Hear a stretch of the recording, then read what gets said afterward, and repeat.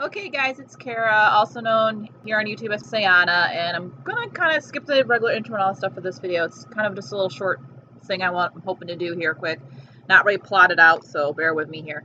So I just finally finished the Goku Black Arc / Saga for Dragon Ball Super. There's like a couple episodes in between that I have to see yet, some of the earlier stuff, but I've completed like the main battle, the main fights, and I know how it ends now in its entirety. And all I have to say, man, episodes 65 through 67 of Super, holy wow, especially 67. I mean, of course, spoilers, guys, here. 66 kind of seems to have it pretty wrapped up. It seems like, okay, Fuse Zamasu's been defeated, everything's all going to be good. And I gotta admit, like, going into episode 67, like, it's just like, he gets cut in half and he just, like, says a stupid line and just kind of disappears. It's like, that's it? Like, that's really it? Like, that's it? Like, I kind of found it hard to believe. And I did end up having to go and rewatch it because my internet went out and it basically reloaded the episode when the internet came back in. So I ended up watching the first half of it again.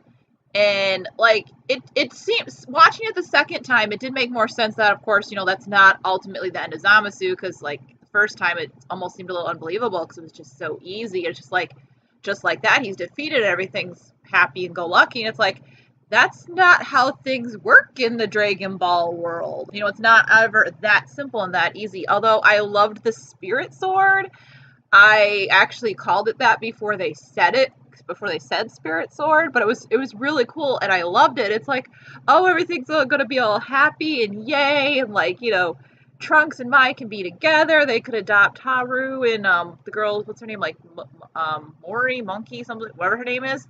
Like, they could adopt those two kids and raise them and everything's good and happy, and then all the other stuff happens, and everybody else gets wiped out. And I had to take a break from the episode right there because I was just like, holy wow, like, couldn't believe that had just happened. You start to like these other characters. I mean, of course, we have future Yajirobe. He's been around since the days of Dragon Ball, so I mean, he's not really seen a whole lot in Z, kind of his parts in Z. He's got some major things that he does in Z, like he cuts off Vegeta's tail and some stuff like that, but they're always like really mini little small things. So I was really happy when they brought him back in Super. I love that he's got facial hair now. He looks really cool with facial hair. I prefer him with facial hair. He still wears the man dress, which is kind of odd, but whatever. Yajirobe can do what he wants.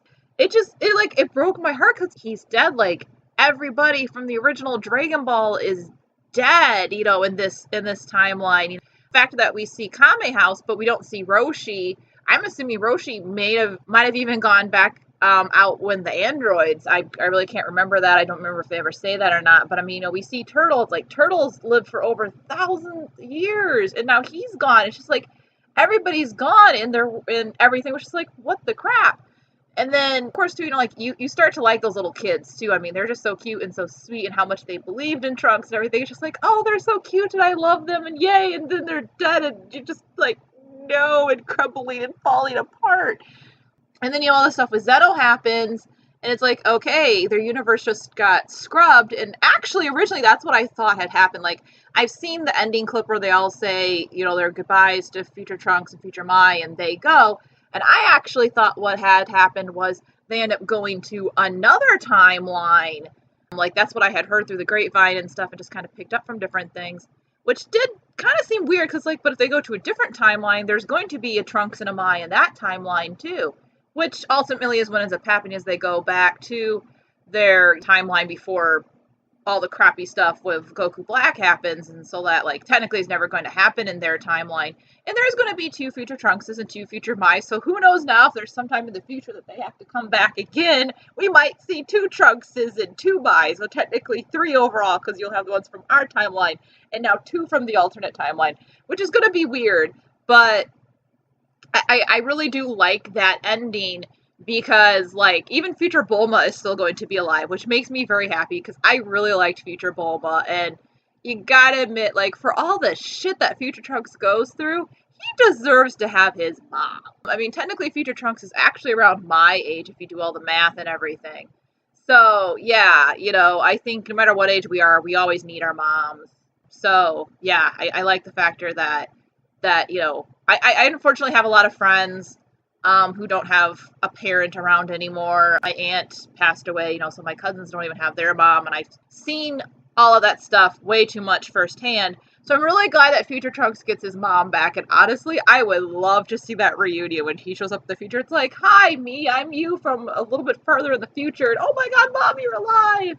Yeah, even too at first when, you know, the whole thing of, like, basically everything in his universe is wiped out, and then even too when Grand Zeno comes and pretty much wipes out everything to stop Zamasu, it's just like, I had to take time for that to sink in, besides the fact that everybody had been killed, was just, it's everything that Future Trunks has ever done, whether it's been in Super, whether it's in Z, it was always to protect his own timeline, to save his own timeline, to make his own timeline, you know, not the darkest timeline, to make his own timeline, you know, better and a happy, safe place for everybody who was living in it, as well as, of course, trying to, you know, originally alter it so it didn't happen and go dark, but also to help prevent these bad things from happening in the other timelines as well.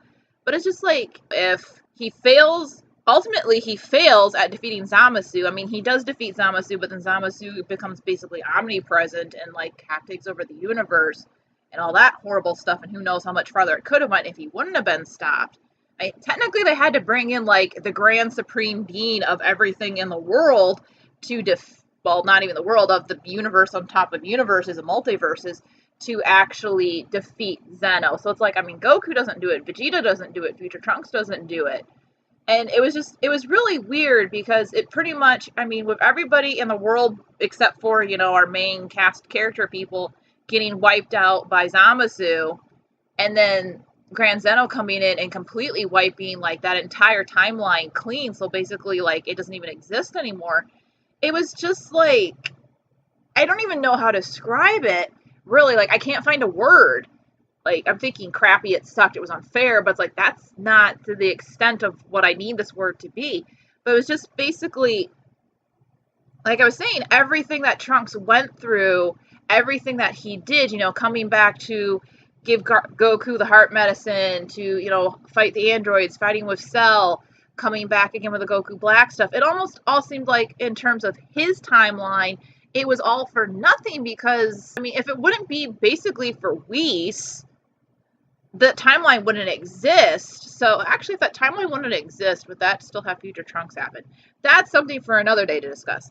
But yeah, like, if that timeline was just completely wiped out, it's, like I said, basically everything Future Trunks has ever done in Super and in Z was pretty much for no reason, because ultimately the timeline fails. You know, he failed the timeline, as he actually does say, you know, when him and Mai are going up in the time machine and Gohan shows up to say goodbye.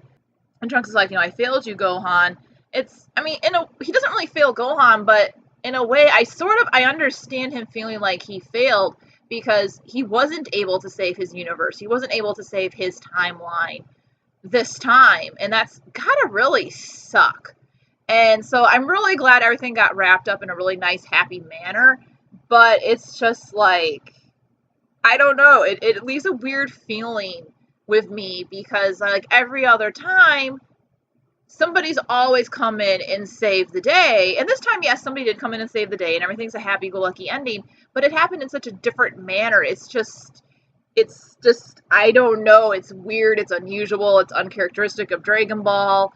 It's just, yeah, I can't really describe it. But I am overall, like I said, there's a few episodes of the arc yet that I do have to see, but overall I've seen pretty much everything that really needs to be seen, the Prime stuff. And I do have to say, it's definitely a very good series. As I said before, I came into Dragon Ball a little bit before Majin Buu. I actually came into Dragon Ball right after the Cell Saga, right before the Otherworld stuff starts. And so, in a way, the Majin Buu saga has always had kind of a special place with me, because that's where I came into the series. Of course, you know, I love Vegeta's characterization through that arc, how it changes, just everything that goes on. And of course, too, it's an arc that actually features Goten and Trunks, who are two of my favorite characters. I mean, you know, we actually get to see them fight, and they're not just, you know, annoying little kids for once, as they've been in Super, unfortunately. I want them to do things.